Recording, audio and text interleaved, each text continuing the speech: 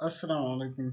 मैं हूं डॉक्टर गुल रहमान अलमी और आज हम कार्डियोवास्कुलर सिस्टम के बारे में आपको बताएंगे। कार्डियोवास्कुलर सिस्टम जो एक बहुत ही इम्पोर्टेंट सिस्टम है बॉडी का, जिसमें हार्ट एंड ब्लड वेसल्स अपना रोल परफॉर्म कर रहे होते हैं। जो उनके मेन फंक्शंस होते हैं वो वही परफॉर्म कर रहे होते हैं। तो आज हम लोग कार्डियोवास्कुलर सिस्टम की जो हार्ट है उनकी फिजियोलॉजी पढ़ेंगे कि हार्ट जो है किस तरह से अपनी फंक्शनिंग करते हैं, या उसके कौन से चैम्बर्स हैं, पार्ट्स कौन कौन से हैं, उनको ब्लड सप्लाई किस तरह से दिया जाता है। और इसी तरह से ब्लड वेसल्स हम लोग पढ़ेंगे, जो मेजर ब्लड वेसल्स है जिस तरह आर्टरीज, वेन्स एंड कैपिलरीज हैं, उनके दरमियान डिफरेंसेस क्या है, और उनमें अगर वाल्व्स हैं तो क्यों हैं, उसमें लेयर्स किस तरह से होते हैं। इन ये सारी डिटेल आज की वीडियो में हम आपको इंशाल्लाह प्रोवाइड करेंगे। सबसे पहले हम मूव करते हैं टुवर्ड्स दी कार्डियोवास्कुलर सिस्टम कि कार्डियोवास्कुलर सिस्टम क्या है। कार्डियोवास्कुलर सिस्टम अगर हम देखें तो ये क्लोज्ड सिस्टम है बेसिकली। इसमें न तो कोई स्पेसिफिक इनलेट है, न कोई डायरेक्ट कोई स्पेसिफिक आउटलेट है। इनका ये क्लोज्ड सिस्टम है जिसमें ब्लड जो है वो सर्कुलेट कर रहा होता है। ब्लड किस वजह से सर्कुलेट करता है, उसमें मेन ऑर्गन हार्ट इन्वॉल्व होता है। हार्ट जो है वो ब्लड को पंप करता है, जो कि थ्रू आउट द बॉडी फिर सर्कुलेट होता है।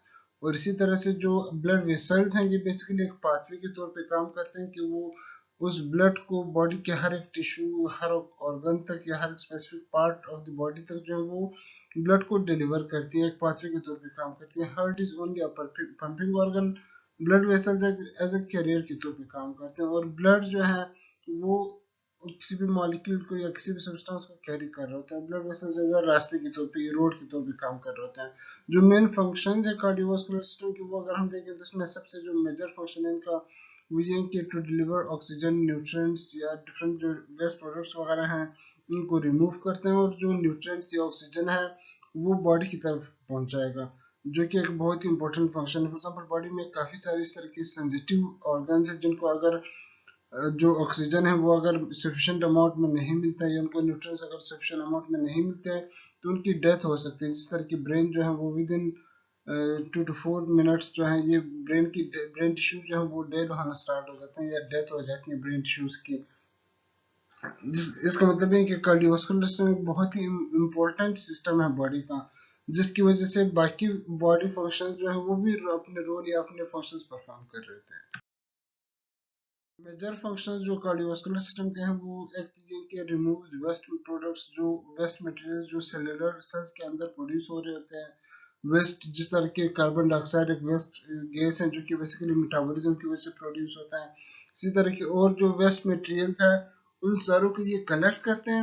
और जो एक्सक्रीटरी ऑर्गन है, जिस तरह फॉर एग्जांपल किडनीज है, जिस तरह की फॉर एग्जांपल हमारे पास कोई भी लिवर है या कोई और ऑर्गन या टिश्यूज हैं, तो उनके लिए जो मेजर जो उसका मतलब ये है कि कार्डियोवास्कुलर सिस्टम बजाते खुद वो रिमूव नहीं करते हैं, लेकिन जो एक्सक्रीटरी ऑर्गन्स हैं, जो रिमूविंग वाले ऑर्गन्स हैं, उन तक उस वेस्ट मटेरियल्स को लेके जाते हैं, जिसकी वजह से वो ऑर्गन्स फिर उसको रिमूव कर देंगे। तो कार्डियोवास्कुलर सिस्टम जो है वो हेल्प करती है वेस्ट प्रोडक्ट्स के रिमूवल में।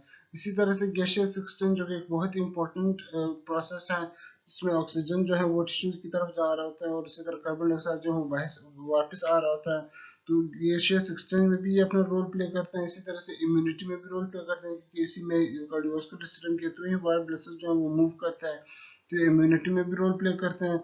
और इसमें जो ब्लड वेसल्स है वो एज अ ट्रांसपोर्ट कैरियर्स के तौर पे काम करते हैं, जिस तरह फॉर एग्जांपल के ऑक्सीजन है या कार्बन डाइऑक्साइड, जिस तरह के वेस्ट गैस हैं, या इसी तरह जो डिफरेंट न्यूट्रिएंट्स, हार्मोन्स या वेस्ट मटेरियल्स हैं, उनके लिए एज अ कैरियर के तौर पे काम करते हैं। जो हार्मोन्स की एक बहुत ही इंपॉर्टेंट कैरियर है हार्मोन्स के लिए। फॉर एग्जांपल अगर हम देखें पिट्यूटरी ग्लैंड जो है वो ब्रेन या हाइपोथैलेमस के नीचे ब्रेन में प्रेजेंट है।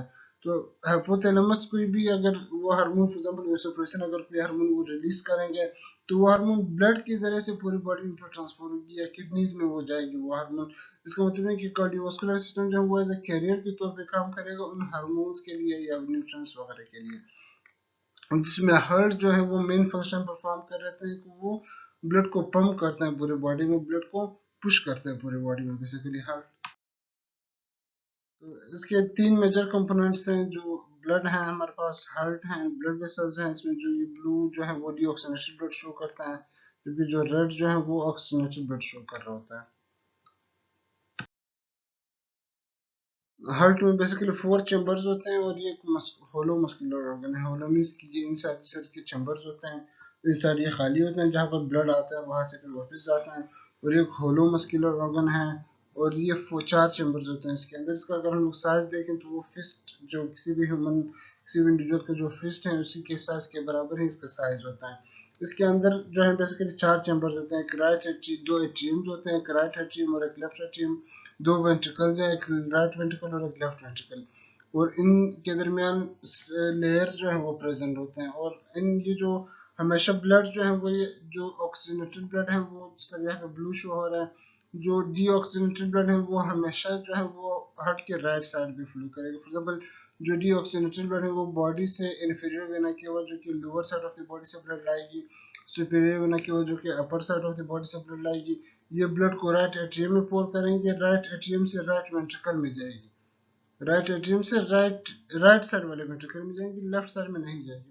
इसी तरह से जो ऑक्सीजनेटेड ब्लड है वो लेफ्ट एट्रियम जो है वहां पर आएगी, लिवर से, सॉरी लंग्स से, और वहां से फिर वो लेफ्ट वेंट्रिकल में फिर वो एंटर होगी, और लेफ्ट वेंट्रिकल से फिर वो पूरे बॉडी में डिस्ट्रीब्यूट होगी।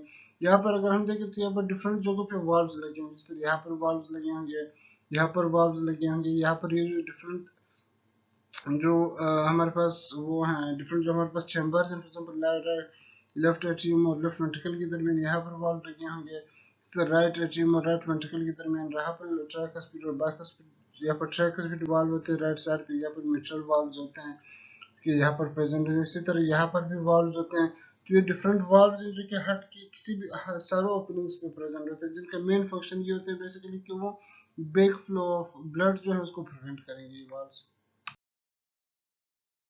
हार्ट की लोकेशन अगर हम देखें तो ये डायफ्राम जो सुपीरियर सरफेस है डायफ्राम का, वहां पर ये प्रेजेंट होता है। स्टर्नम के बिल्कुल मिड लाइन या स्टर्नम के बिल्कुल पोस्टीरियर प्रेजेंट होता है, मिड लाइन के लेफ्ट साइड भी ये प्रेजेंट होता है, left side of the body की तरफ थोड़ा सा ये प्रेजेंट होता है यहाँ पर। जो हार्ट की जो वॉल्स हैं या लेयर्स ऑफ हार्ट है वो 3 तरह के लेयर्स हैं, मतलब 3 लेयर्स पे सराउंडेड होता है। सबसे जो आउटर मोस्ट लेयर होता है वो एपिकार्डियम होता है। एपिकार्डियम बेसिकली एक प्रोटेक्टिव लेयर होता है जो कि हार्ट को बाकी जो थोरेसिक कैविटी के ऑर्गन्स हैं उनसे अलग रखता है, हार्ट को उनसे सेपरेट ऑर्गन उनसे रखता है, जो कि एपिकार्डियम उनसे आपको as a separate organ consider करते हैं या एज ए सेपरेट ऑर्गन उसको रखता है। और एपिकार्डियम जो है वो बेसिकली फिजिकल सपोर्ट और जो फ्रिक्शन वगैरह या मॉइस्चरिंग इफेक्ट जो है वो भी प्रोवाइड करते हैं। और फिर हमारे पास जो मायोकार्डियम है ये बेसिकली मेन जो हार्ट या कार्डियक जो मसल्स हैं वो मायोकार्डियम लेयर में ही प्रेजेंट है। Myo means muscles, cardium means cardiac, तो जो कार्डियक मसल्स है वो इसी लेयर के अंदर प्रेजेंट है। हर जो कंट्रैक्शन और रिलैक्सेशन जो शो करते हैं वो भी इसी मसल्स की वजह से ही शो करते हैं। मतलब जो मायोकार्डियम है, this layer is responsible for the contraction and relaxation of heart. फिर हमारे पास इंडोकार्डियम है जो कि इनर मोस्ट लेयर होता है, इस तरह ब्लड वेसल्स में भी inner most layer endocardium layer होता है। तो यहाँ पर भी इंडोकार्डियम जो है वो इनर मोस्ट लेयर है जो कि एंडोथेलियम सेल से बेसिकली बना हुआ होता है।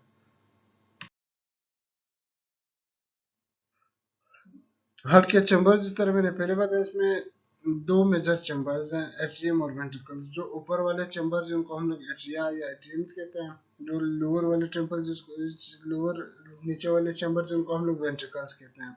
और एट्रिया जो है वो भी राइट एट्रियम और लेफ्ट एट्रियम है, तो वेंट्रिकल्स जो है वो भी राइट और लेफ्ट वेंट्रिकल हार्ट के अंदर प्रेजेंट होते हैं। और हमेशा एक बार जरूर याद रखिए, हमेशा जो है वो एट्रियाज रिसीविंग चैम्बर्स होंगे, जिसमें राइट साइड जो है वो डीऑक्सीनेटेड ब्लड रिसीव करेंगे और लेफ्ट साइड जो है वो ऑक्सीनेटेड ब्लड रिसीव करेंगे। और जो वेंट्रिकल्स है वो सेंडिंग चैम्बर है, जिसमें right side deoxygenated blood lungs की तरफ भेजेगा और जो लेफ्ट साइड है वो फिर ऑक्सीनेटेड ब्लड पूरे बॉडी की तरफ होकर भेजेगा ऑक्सीनेटेड ब्लड।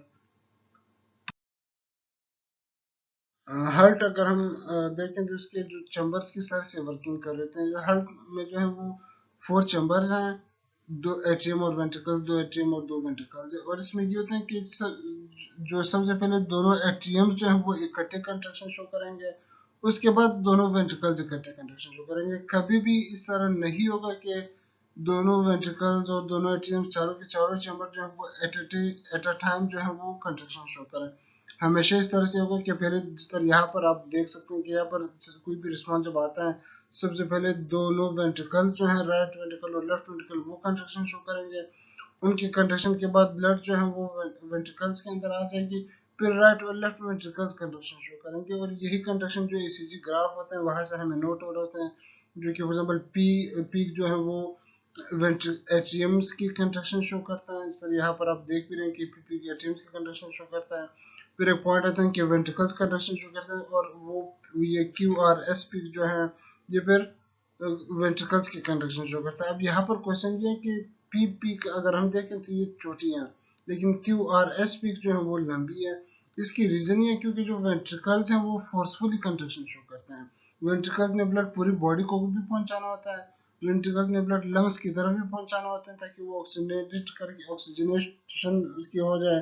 तो इस वजह से जो वेंट्रिकल्स है वो फोर्सफुल कंट्रैक्शन होती है वेंट्रिकल्स की, जिसकी वजह की जो एसीजी पेन का जो पीक है या ग्राफ के अंदर जो पीक है वो भी इसकी बड़ी पीक आएगी। जितनी ज्यादा कंट्रैक्शन फोर्सफुल कंट्रैक्शन होगी उतनी ही बड़ी पीक आएगी फिर। जबकि जो एट्रियम्स होते हैं वो सिर्फ और सिर्फ ब्लड को नीचे वेंट्रिकल्स तक उन्होंने पोर करना होता है, वो इतना हैवी काम उन्होंने नहीं करना होता कि पूरी बॉडी को पहुंचाने, जिसकी वजह से उनकी जो कंट्रैक्शन है वो भी छोटी हल्की सी वो कंट्रैक्शन शो करते हैं एट्रियम्स। जो मेजर आर्टरीज या ब्लड वेसल्स जो हार्ट के साथ लिंक्ड है इसमें सबसे पहले एओर्टा आ जाता है, जो कि बेसिकली लेफ्ट वेंट्रिकल से ऑक्सीजनेटेड ब्लड जो है वो बॉडी की तरफ कैरी कर रहा होता है। तो यहाँ पर आप लोग नजर आ रहा होगा भी एग्जिट लाइन है, यहाँ से ऑक्सीजनेटेड ब्लड जो है वो पूरी बॉडी की तरफ यहाँ से जा रहा होगा, ये एओर्टा है बेसिकली ये। फिर हमारे पास पल्मोनरी आर्टरीज हैं जो कि डीऑक्सीजनेटेड ब्लड को लेफ्ट जो वेंट्रिकल है वहां से डीऑक्सीजनेटेड ब्लड जो है वो लंग्स की तरफ कैरी कर रहा होगा बेसिकली ये डीऑक्सीनेटेड ब्लड। और फिर हमारे पास वेना केवास आ जाता है जिसमें सुपीरियर वेना केवा जो कि upper side of the body से ब्लड लेके आते हैं, और फिर इन्फीरियर वेना केवा जो कि lower side of the body से ब्लड लेके आते हैं। दो तरह के वेना केवास आ जाते हैं जो कि ब्लड को जो है वो राइट एट्रियम के अंदर पोर करेंगे। और जो पल्मोनरी वेन्स हैं ये 4 इन नंबर होते हैं पेयर्स में, राइट और लेफ्ट जो लंग्स है उनके लिए। और ये उनका सारा का सारा ब्लड जो है वो लेफ्ट एट्रियम के अंदर पोर होता है, लेफ्ट एट्रियम से फिर लेफ्ट वेंट्रिकल, और लेफ्ट वेंट्रिकल से फिर एओर्टा के जरिए से पूरी बॉडी में डिस्ट्रीब्यूट होगा। वहां पर पूरी बॉडी से जो फिर ये होते होते हैं वेन्स के जरिए से सुपीरियर और इन्फीरियर वेना के में आएगा, और वहां से फिर ये लेफ्ट वेंट्रिकल के अंदर इंटर होगा, सॉरी राइट एट्रियम के अंदर ये इंटर होगा, और राइट एट्रियम से फिर राइट वेंट्रिकल से फिर ये लंग्स की तरफ जाएगा, और वहां से फिर दोबारा ये होके लेफ्ट एट्रियम की तरफ वो ब्लड फिर वापस आएगा। फंक्शंस जो हार्ट के मेजर फंक्शंस है वो बेसिकली जो कार्डियोवास्कुलर सिस्टम के फंक्शंस है वही है, जिसमें हमें से मोस्ट इंपोर्टेंट लगती है कि हार्ट जो है वो जो ब्लड प्रेशर है उनको जनरेट करता है, क्योंकि जितना हार्ट की कंट्रैक्शन ज्यादा होगी, जितनी हार्ट की कंट्रैक्शन फोर्सफुल होगी, उतने ब्लड प्रेशर जो है वो ज्यादा होगी बॉडी के अंदर। ब्लड का जो प्रेशर होगा वो ज्यादा होगा, ब्लड ज्यादा प्रेशर के साथ या हाई प्रेशर के साथ मूव कर रहा होगा। इस तरह जो ब्लड जो है इनको एक मूवमेंट या एक हरकत प्रोवाइड करते हैं, हार्ट जो है वो पंप करते हैं पल्मोनरी और सिस्टमिक सर्कुलेशन के थ्रू। और फिर ये कि one way of blood flow जो है वो इंश्योर करवाए, क्योंकि हार्ट जो है वो जब कंडक्शन करेगा तो इसका मतलब ब्लड जो है वो यूनि डायरेक्शन में फ्लो कर रहा होगा। इस तरह से जो ब्लड सप्लाई है उनको भी रेगुलेट करते हैं कि बॉडी के हर एक जो ऑर्गन्स या टिश्यूज हैं उन तक ब्लड सप्लाई पहुंचाता है, इससे डिफरेंट न्यूट्रिएंट्स और ऑक्सीजन वगैरह वहाँ पे प्रोवाइड होगा, और वेस्ट मटेरियल वहाँ से फिर कलेक्ट होगा उसके ब्लड के जरिए से। अच्छा, जो ब्लड वेसल्स हैं वो बहुत ही ज़्यादा इंपॉर्टेंट होते हैं कार्डियोवास्कुलर सिस्टम में, क्योंकि जितने बेशक हार्ट ब्लड पंप करें, लेकिन जो लेके जाने वाले टिश्यूज हैं वो ब्लड वेसल्स ही हैं जो ब्लड लेके जाएंगे बॉडी की तरफ, या बॉडी से वापस जो डीऑक्सीनेटेड ब्लड लेके। इसमें 5 टाइप ऑफ मेजर हम लोग 3 क्लासेस में इनको क्लासिफाई करते हैं कि एक आर्टरीज हैं, एक कैपिलरीज और एक वेन्स हैं। लेकिन फर्दर जो आर्टरीज है वो आर्टेरियल्स में डिवाइड होते हैं, और वेन्स जो है वो वेन्यूल से बनते हैं। तो सबसे पहले हार्ट से जब ब्लड रिलीज होता है, हार्ट से जब फॉर एग्जांपल जो हार्ट से जब ब्लड निकलता है, तरह लेफ्ट वेंट्रिकल से जब ब्लड निकलेगा तो वो एओर्टा में जाएगा, जो कि एक बड़ी आर्टरी है, लार्जेस्ट साइज आर्टरी है बेसिकली। वहाँ से फिर वो फर्दर आर्टरीज में डिवाइड होगा, कैरोटिड आर्टरी, और नीचे जो एब्डोमिनल की तरफ जो आर्टरीज जाती है उन आर्टरीज में ये डिवाइड होगा, पोर्टल आर्टरीज वगैरह। और फर्दर इसमें ये होगा कि आर्टरीज जो है वो फिर फर्दर आर्टेरियोल्स में डिवाइड हो जाते हैं, आर्टेरियोल्स फिर फर्दर कैपिलरीज में डिवाइड होता है, कैपिलरीज फिर फर्दर वेन्यूल्स में दोबारा वो कन्वर्ट हो जाते हैं, वेन्यूल्स जो है वो फिर अगेन वेन्स में डिवाइड हो, वेन्स जो है वो उससे प्रोड्यूस या उससे आगे वेन्स में वो कन्वर्ट हो जाते हैं। अब यहाँ पर अगर हम देखें ये हमारे पास आर्टरीज हैं, और ये हमारे पास फिर आर्टेरियोल्स हैं, ये हमारे पास फिर कैपिलरीज हैं, और ये हमारे पास फिर वेन्यूल्स हैं, ये फिर हमारे पास वेन्स हैं। 5 टाइप ऑफ ब्लड वेसल्स जो मैंने आपको बताया। अब इसी डायग्राम से अगर हम लोग डिफरेंसेस देखें तो जो आर्टरीज हैं इसका अगर आप देखें या फिर इसका जो लुमेन है आर्टरीज का वो कम है, जबकि जो वेन्स हैं इनका लुमेन अगर आप देखें तो ये ज्यादा है, अच्छा खासा लार्ज लुमेन है वेन्स का। अब दूसरा पॉइंट अगर आप देखें इसके अंदर जो आर्टरीज के जो वॉल्स हैं वो थिक इन नेचर है, ये थिक हैं। लुमेन स्मॉल है आर्टरीज का, लुमेन मींस इंटरनल डायमीटर, जो इंटरनल डायमीटर है या लुमेन है वो छोटी है आर्टरीज की, लेकिन उनके वॉल्स जो हैं वो थिक हैं। लेकिन जो वेन्स हैं इनके वॉल्स थिन हैं, वॉल्स इनके थिन हैं, इतने थिक नहीं हैं, जबकि जो इनका लुमेन है वो लार्ज साइज लुमेन है। अब इसकी रीजन क्या है? इसकी रीजन बेसिकली है क्योंकि आर्टरीज में ब्लड प्रेशर जो है वो ज्यादा होता है। हार्ट जो फर्स्ट टाइम ब्लड से ब्लड निकलेगा तो उनका प्रेशर ज्यादा होगा, तो आर्टरीज के अंदर ब्लड प्रेशर ज्यादा होता है, जिसकी वजह से वाल्व जो है वो थिक होते हैं यहाँ पे, ताकि वो ज्यादा से ज्यादा मैक्सिमम प्रेशर को बर्दाश्त कर सके। और आर्टरीज जो है वो इलास्टिक इन नेचर भी होते हैं, जिसकी वजह से वो इलास्टिसिटी शो करते हैं, आर्टरीज स्ट्रेच हो सकते हैं। और इसके दोनों जो आर्टरीज और वेन्स, इन दोनों के 3 लेयर्स हैं, जिसको हम लोग सबसे इनरमोस्ट लेयर एंडोथेलियम लेयर या टूनिका इंटरना कहते हैं। फिर हमारे पास टूनिका मीडिया है जो मिडल लेयर है, फिर एक्सटर्नल लेयर है जिसको हम लोग टूनिका एक्सटर्ना कहते हैं, एक्सटर्नल लेयर को। बेसिकली जो आर्टरीज हैं ये फर्दर आगे आर्टेरियोल्स में डिवाइड हो जाते हैं, आर्टेरियोल्स जो फिर आगे से कैपिलरीज में डिवाइड होता है। और कैपिलरीज जो है वो सिंगल लेयर होते हैं, इसमें कोई डबल या ट्रिपल लेयर नहीं होते, वो सिंगल लेयर होते हैं। और इस लेयर के अंदर जो है कैपिलरीज में पोर्स भी यहाँ पर प्रेजेंट होते हैं, और उन पोर्स की प्रेजेंस की वजह से कैपिलरीज से ही सिर्फ और सिर्फ एक्सचेंज पॉसिबल है। जो आर्टरीज और वेन्स है उनसे एक्सचेंज ऑफ मॉलिक्यूल जो है पॉसिबल नहीं है। और यहाँ पर एक और मेजर डिफरेंस अगर आप देखें तो जो वेन्स हैं उनके अंदर यहाँ पर वॉल्व्स प्रेजेंट है वेन्स में, यहाँ पर वेन्स के अंदर वॉल्व्स प्रेजेंट होते हैं जो ब्लड की बैक फ्लो को प्रिवेंट करेंगे। ये हम आगे आपको बताएंगे कि किस तरह से प्रिवेंट करते हैं, बहुत ज्यादा जरूरी है ये चीज। और जो आर्टरीज है इनके अंदर कोई वॉल्व नहीं होते हैं, क्योंकि इसके अंदर जो ब्लड है वो अंडर द प्रेशर मूव करते हैं, प्रेशर के साथ ब्लड इसमें मूव करता है, क्योंकि उसे यहाँ पर वॉल्व्स की जरूरत नहीं है यहाँ पर आर्टरीज के अंदर, और है भी नहीं यहाँ पर। कुछ मेजर डिफरेंसेस यहाँ पे कुछ और भी हैं कि आर्टरीज के वॉल जो है वो थिकेस्ट हैं, दोनों के वॉल वेन जो है वो फिर लार्जेस्ट हैं। कैपिलरीज जो इनके अंदर पोर्स हैं और सिंगल लेयर हैं, जिसकी वजह से एक्सचेंज ऑफ टिश्यूज जो है वो पॉसिबल है कैपिलरीज से। आर्टरीज अगर हम देखें तो ये वो ब्लड वेसल्स जो कि हार्ट से ब्लड अवे लेके जाते हैं, बेशक वो ऑक्सीजनेटेड हो या डीऑक्सीजनेटेड ब्लड हो। ज्यादातर जो बॉडी की तरफ जाती है वो ऑक्सीजनेटेड ब्लड फिर आर्टरीज के थ्रू जाती है। और जो लुमेन जो है वो इनका स्मॉल है, इनके अंदर कोई वॉल्व जो है वो प्रेजेंट नहीं होते, और 3 लेयर। हमारे पास जो कैपिलरी बेड है, capillary bed means bunch of capillaries. Capillary bed में जो है वो 2 तरह के कैपिलरीज होते हैं, एक हमारे पास वेस्कुलर शंट कैपिलरीज आ जाते हैं या वेस्कुलर शंट वेसल्स आ जाते हैं, दूसरे हमारे पास ट्रू कैपिलरीज आ जाते हैं। इसमें जो ट्रू कैपिलरीज हैं उनसे ही एक्सचेंज ऑफ मॉलिक्यूल्स या ऑक्सीजन और कार्बन डाइऑक्साइड न्यूट्रिएंट्स की एक्सचेंज पॉसिबल है। जो शंट कैपिलरीज है वहां से एक्सचेंज नहीं होता। अगर यहाँ पर अगर आप देखिए इस डायग्राम में, तो ये जो कैपिलरी यहाँ पर ये जो नजर आ रही है ये बेसिकली शंट कैपिलरी है, ये बेसिकली जहां से कोई एक्सचेंज जो है वो पॉसिबल नहीं होगा शंट कैपिलरीज या वेस्कुलर शंट से। ये क्या होगा कि सिर्फ ये कनेक्शन बेसिकली होता है जो कि वेन्यूल्स और जो आर्टेरियोल्स और वेन्यूल्स हैं उन दोनों को सिर्फ कनेक्ट करते हैं बेसिकली। और इस वेस्कुलर शंट से डिफरेंट कैपिलरीज जो है वो अराइज होते हैं, जो ट्रू कैपिलरीज है वो डिफरेंट ट्रू कैपिलरीज अराइज होते हैं इससे, और इन ट्रू कैपिलरीज से फिर एक्सचेंज पॉसिबल होगा, वहां से एक्सचेंज होगा। तो ओवरऑल ये जो बंच ऑफ कैपिलरीज है जिसमें वेस्कुलर शंट है और उसके अंदर ट्रू कैपिलरीज है, इस पूरे को हम लोग कैपिलरी बेड कहते हैं इसको बेसिकली। फिर हमारे पास वेन्स आ जाते हैं, वेन्स जो है वो ब्लड को टुवर्ड्स द हार्ट लेके जा रहे हैं, बेशक वो ऑक्सीजनेटेड हो या डीऑक्सीजनेटेड ब्लड हो, लेकिन मोस्टली जो बॉडी से ब्लड हार्ट की तरफ जाती है, बॉडी से ब्लड हार्ट की तरफ जाती है, वो डीऑक्सीजनेटेड ब्लड जाती हैं। और इसके अंदर वॉल्व्स भी प्रेजेंट होते हैं जो कि बेसिकली बैक फ्लो को प्रिवेंट करते हैं।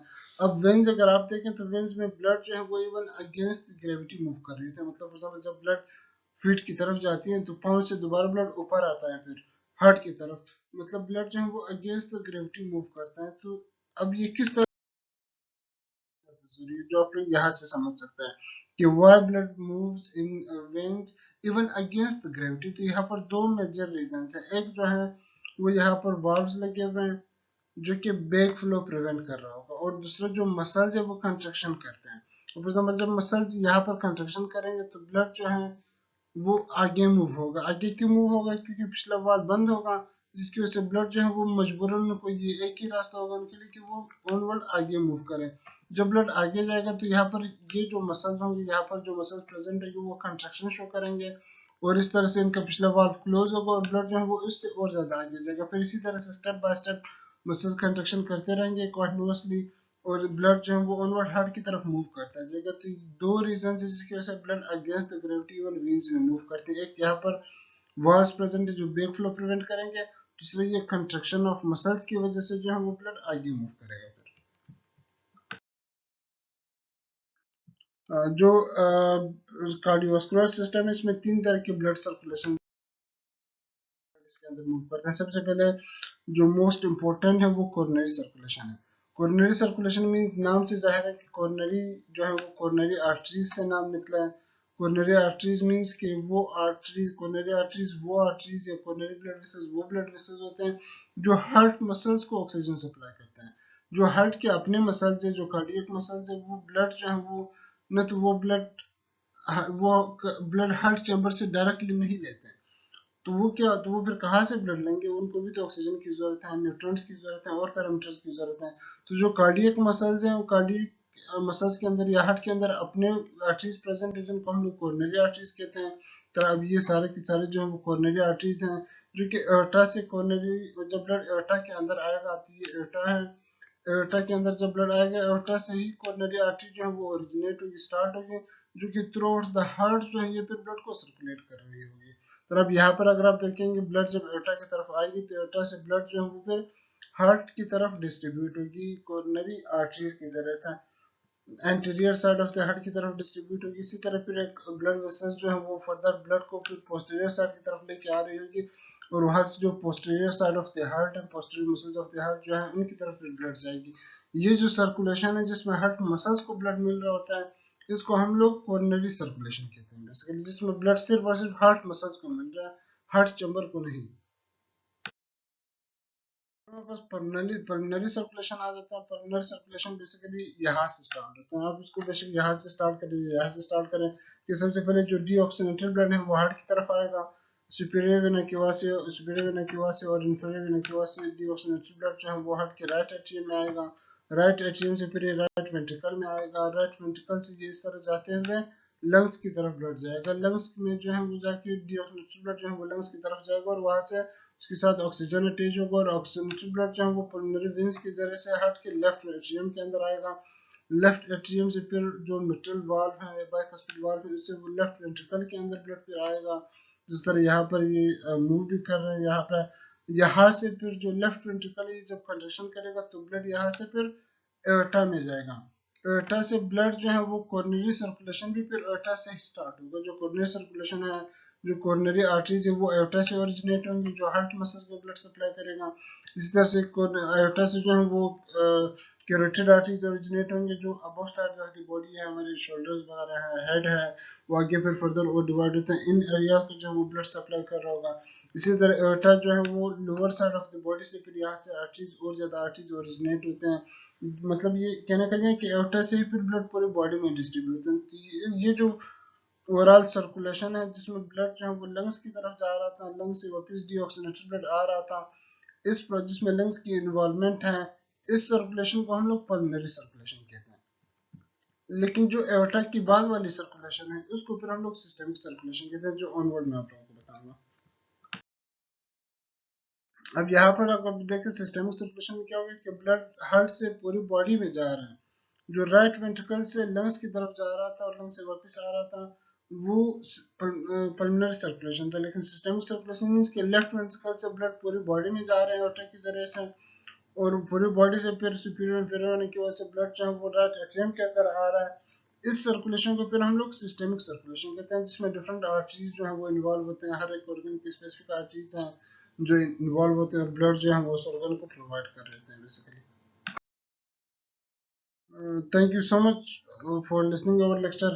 हम इंशाल्लाह ऑनवर्ड भी जो कार्डियोवास्कुलर सिस्टम या हार्ट की फिजियोलॉजी है उस पर खासकर हम लोग इंशाल्लाह सून उस पर भी हम लोग इंशाल्लाह लेक्चर अपलोड कर देंगे। Thank you so much.